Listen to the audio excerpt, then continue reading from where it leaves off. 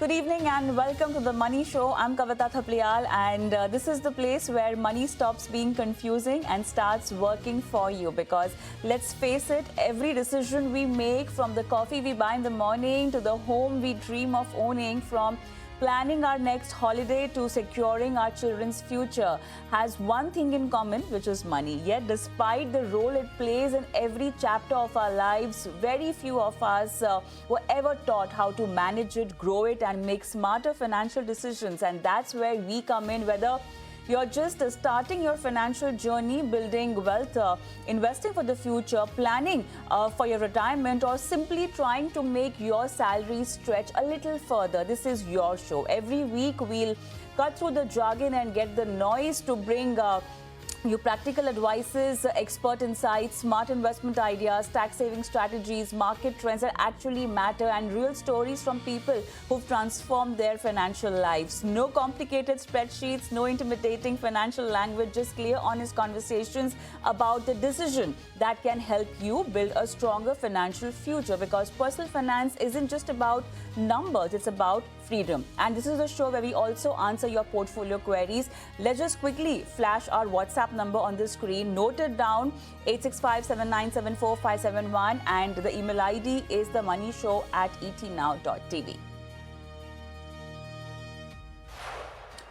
All right, so let's begin the show, and today we are having a very interesting conversation with Aditya Mulki, CEO Navi AMC. Is there live with us, joined? Aditya, hi, good evening and welcome to the show. All right, so let's just begin with today's day in the market. How is the Josh? Yeah, the Josh, Kavita, to be very honest, is reasonably not high from us Right. because the markets have been fairly choppy although today Absolutely. was a reasonably good day, but Yeah. overall it's been fairly choppy.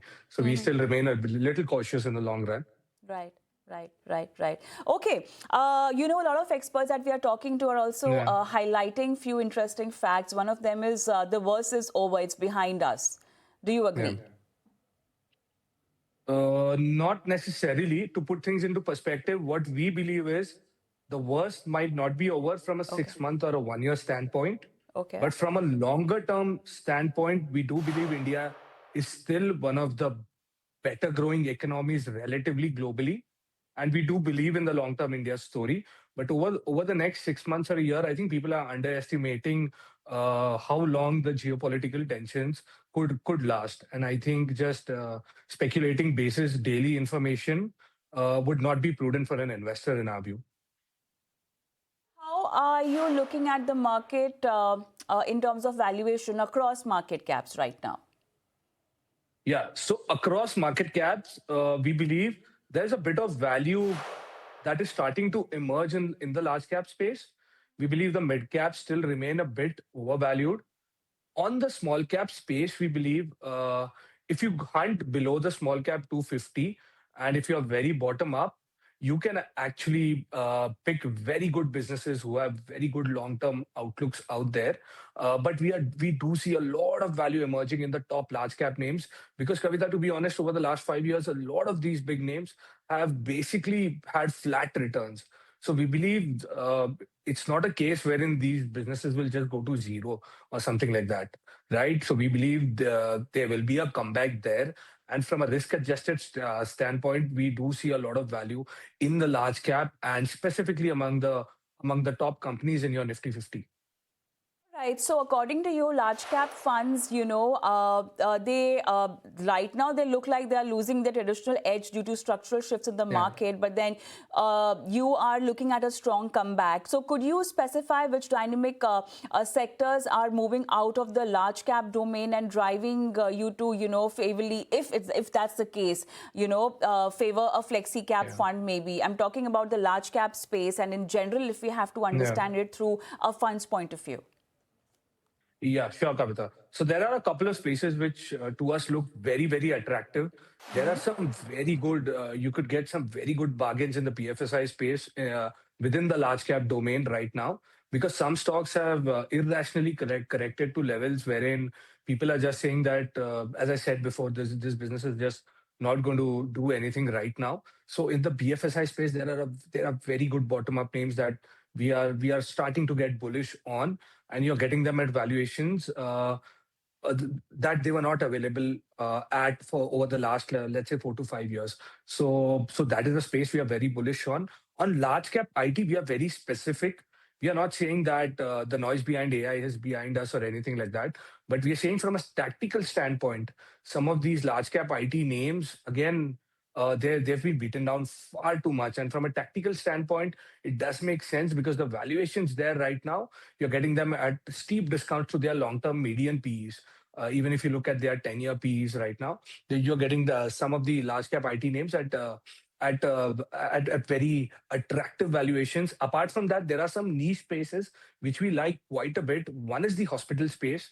We are very bullish on the hospital space. We feel it's a multi-year theme in India, given the lifestyle that people are living these days, the type of diseases that people are you're seeing early onset of such things like diabetes, heart conditions in people who are in their 30s, in their 40s, and the demand for healthcare is just going to go up, and the demand is not just domestic here.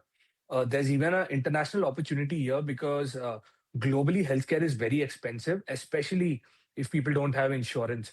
And what ends up happening, Kavita, is that a lot of these people from the US, from these Western economies, end up traveling to places like in India or sometimes even at places like Thailand, wherein they can get cheaper and high quality healthcare. So we do believe in India that is a space which is very good. We also like certain ancillary spaces. And what I mean by ancillary is it's not just auto ancillaries. It's even companies like, let's say, power equipment providers, someone who is supporting the power industry, someone who's supporting the auto industry, someone who's supporting something like data centers. So all these support plays look much more interesting to us than the primary plays in these sectors. So these are few sectors wherein we are fairly bullish on. We also like some of the new age companies here as well, because we do believe your consumer mindset, your consumer behavior has changed. So over indexing on the fact that these guys are loss making right now and all of that, we believe is not very prudent. With customer behavior changing in the long run, these will emerge to be very large businesses in our view. Few questions on the sectors. Let's start with Yeah. BFSI. You mentioned BFSI, it's a very large space. So what specific Yeah. bits are we talking about? Yeah. So there are a couple of bits here, Kavita. One is on the banking side, as I said, there are, if you were to hunt on a from a bottom up standpoint, there are some large cap names which have corrected to quite a large extent right now, and you can get a lot of value out here. But apart from that, within the BFSI space, there's also life insurance, right? Life insurance for the longest time hasn't done all that much. The sector hasn't done all that much.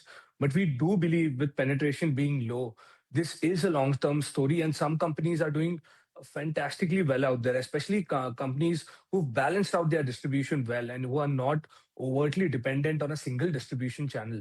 So we do believe some of these companies here also add value. Now, there are some other spaces like asset management, wealth management, which is a multi-year theme. But we have to be very selective here because valuations are sort of sky high here. So you have to be a little careful. But to put it in a nutshell, within BFSI, a couple of large cap banks, and in the insurance space as well, in life insurance specifically, we do see some opportunities emerging. Right, IT, within IT, AI is actually becoming or emerging a global theme. Yeah. You've mentioned, your take on large cap IT, but is it also the time to just start placing your bets and take advantage or make the most out of this transformation phase right now? Yeah. So this transformation phase, as you rightfully pointed out, Kavita, is throwing up a lot of interesting opportunities. Why we are bullish specifically on large cap IT? As I said, it's more of a tactical call than you could say a sort of a strategic long-term call. Because to be honest, no one knows how this is going to play out. What is the exact impact of AI going to be?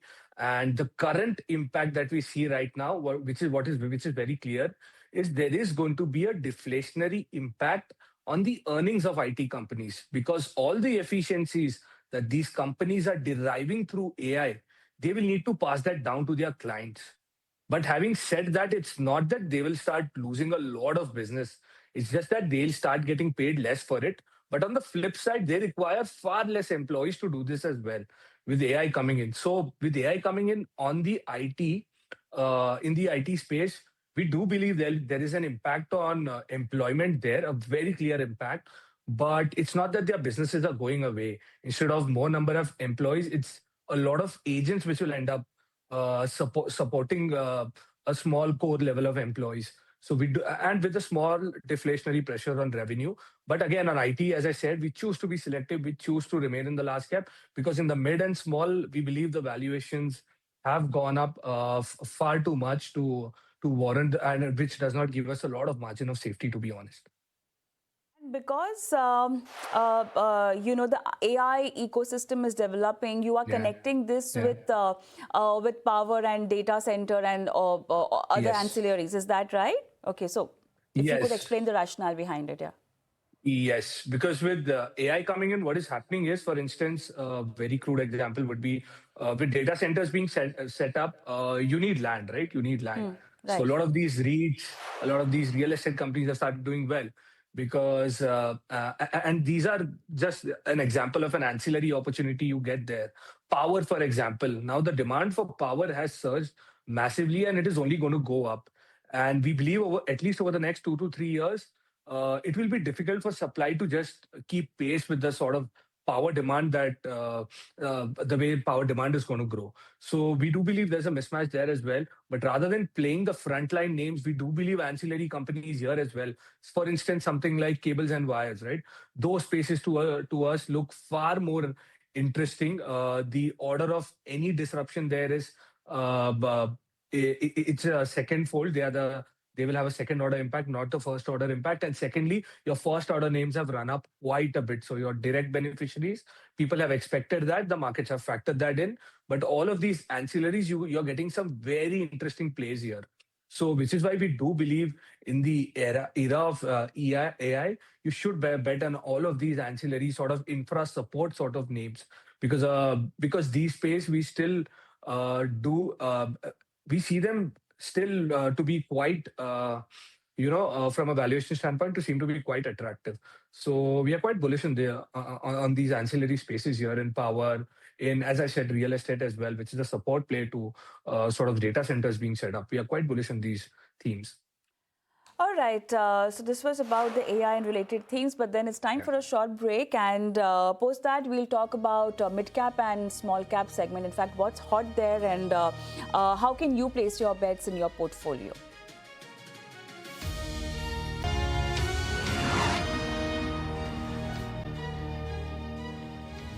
Welcome back. You're watching The Money Show, and we are in conversation with Aditya Mulki. And Aditya, welcome back. Let's talk about mid-cap. You said it's overvalued, but are we talking about specific pockets over here, or overall the sector, according to you, is overvalued right now? Yeah, see, Kavita, actually, the issue with the mid cap space is, first of all, mid cap is defined in a very specific way, wherein there's only 150 companies in this universe. Anything that does well ends up becoming a large cap. Anything that doesn't falls off from this list becomes a small cap. So it's a very constrained list, which is defined by the number of stocks, not necessarily by market cap, which should be in our view, would be the right way to do it. And what this leads to is whenever someone is running a mid cap fund, they need to have a certain amount of exposure to this mid cap space, a certain minimum amount.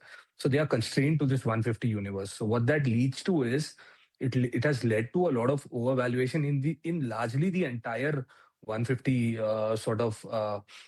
stocks there. Wherein if you see at times the mid cap index has given you returns higher than the small cap index as well, which logically shouldn't be the case in the long run, but which is what has happened in India. And we believe this will correct over time as the markets evolve, as these definitions also evolve over time. We believe this will change.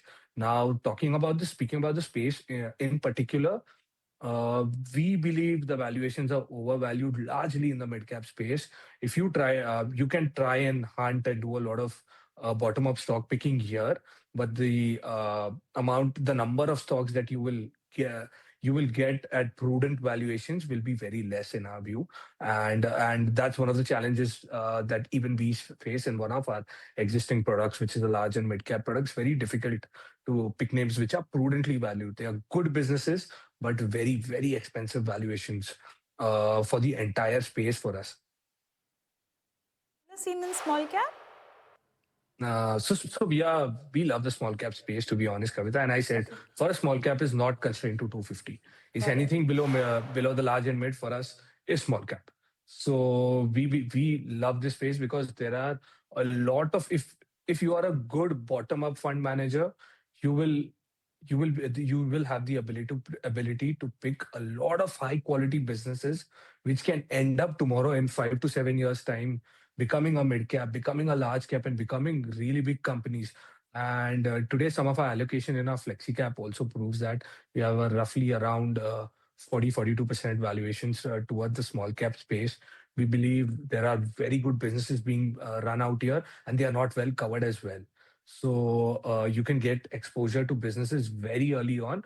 But again, having said that, you cannot be very index oriented here in the sense you can't just buy an index and just step off here. It's better to invest in a bottom up manner here because here your research will add a lot of value in terms of generating alpha. So we love the small cap space right now, and which is what some of our active scheme portfolios also reflect. Are there specific sectors in small cap in your active schemes?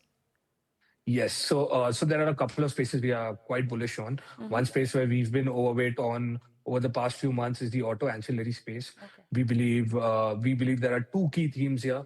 One, what is happening is a lot of premiumization is happening. Secondly, a lot of ancillaries are diversifying.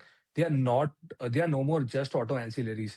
They are diversifying into spaces like aerospace, into defense, and the engineering requirements here are fairly complex. So there is a little bit of barrier to entry there, wherein it's not just easy to replace an equipment provider. For instance, in a defense, OEMs will not easily replace them because there's a standard to getting qualified there. So it's very sticky business in the long run, and it is margin accretive as well, which is why we like this space quite a bit within the small caps. Apart from that, another interesting space for us is small finance banks because we do believe the credit costs have sort of peaked out right in that space. Secondly, what has happened is if you look at the incremental lending they have done over the past year or the past year and a half, that lending they have done very prudently. So we do believe the quality of customers that have come in over the past years are far better than the quality of customers that they were lending to, let's say, 2 years back. So we do believe credit costs have sort of peaked out, and this will have an impact on their ROEs. So we are quite bullish on the small finance bank space as well. All right. Now, let's talk about going short from portfolio's perspective. Where do you think there needs to be like a risk mitigation strategy? Yeah. See, one of the spaces, Kavita, that we believe in the Indian context, it's important to talk about is FMCG. See, today per capita incomes have risen to $4,000. India is no longer a consumer staple market; it's a consumer discretionary market. So the valuations that some of these companies trade at for growth of, let's say, 8 to 10% GDP like sort of growth, we believe that cannot sustain for a long time. We do believe there'll be derating in the long run. And secondly, the big moat that they had around distribution with a lot of D2C brands demonstrating the ability to distribute without having those physical, very high amount of investments in physical distribution. We believe that moat is also no longer, even that doesn't hold. So building a D2C brand, for instance, today is not very difficult if you have a good social media presence. So we do believe a lot of factors are playing against the high valuations in the FMCG space. Apart from that, we are fairly neutral on one of the spaces, which is auto OEMs. Although we are bullish on the ancillary space, we believe in the OEM space. What is happening is there are a couple of things happening. One is the transition to EVs is happening. Secondly, there's the premiumization, wherein due to the rise in per capita income, people are buying better cars. People are directly buying SUVs and not initially starting off with a hatchback like they previously would, let's say 5 or 7 years back. Thirdly, they are growing their export markets quite well. So what is happening here is the plays have become very, very bottom up. You cannot bet on the sector as a whole and say this sector is going to outperform. There are one or two players each in the two-wheeler and the four-wheeler space who are doing well.